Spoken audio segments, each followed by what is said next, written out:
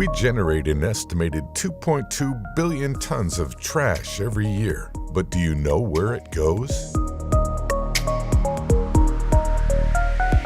Trash usually ends up in one of four locations: garbage dumps, landfills, recycling centers, and waste-to-energy sites. This is what most of us probably think of when we hear the word trash. Garbage dumps have existed near settlements for nearly all of history. Today, they work almost exactly the same as how they did when the Roman Empire was at its height. They're large, open spaces that garbage collectors dump trash into.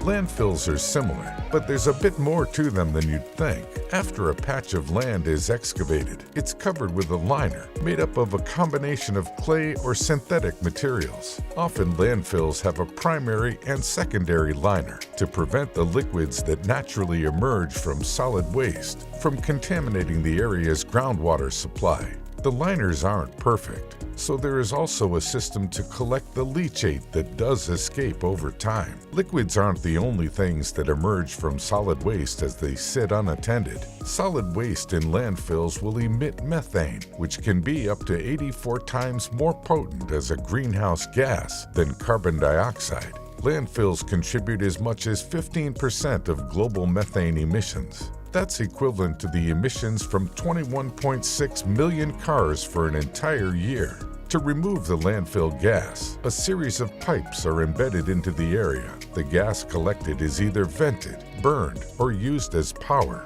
To prevent methane from escaping into the air and pests from getting into the trash, each section is also normally covered up with a cap or compacted soil once it's reached capacity. This effectively means the trash is buried underground. Once set, vents are built into the soil caps so the flammable gases don't accumulate underground and trigger a massive explosion.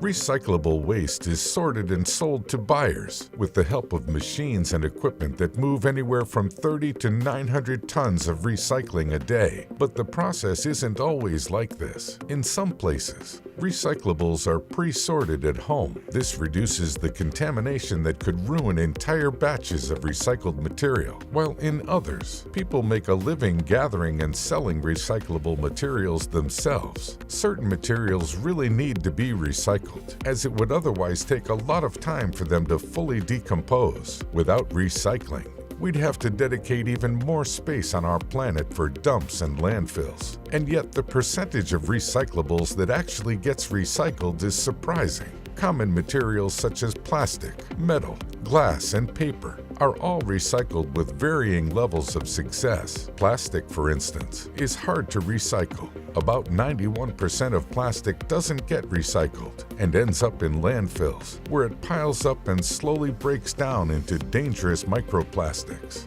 But metal, glass, and paper generally fare better.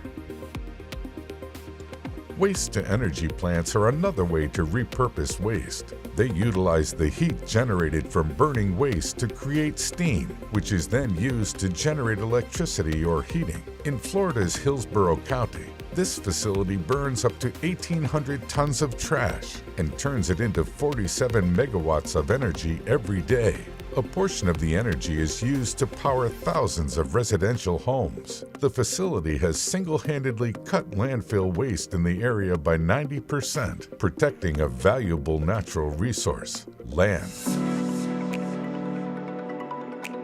But not all waste ends up in these places. Waste management remains a pressing concern around the world. Mishandling waste, whether it's illegal dumping or littering, often ends up with garbage in places like our oceans. Trash accumulates in 5 main zones in the ocean. The largest one is the Great Pacific Garbage Patch, spanning an estimated area of 617,763 square miles, or about twice the size of Texas. It's mostly made up of plastics that have broken down into microplastics and become hard to remove. That's where the ocean cleanup comes in. They use computational modeling to predict where the hotspots are and place their U-shaped barriers into the water to capture and extract the trash. In 9 extractions, their systems removed 63,182 pounds of garbage, but there's still a lot of work to be done.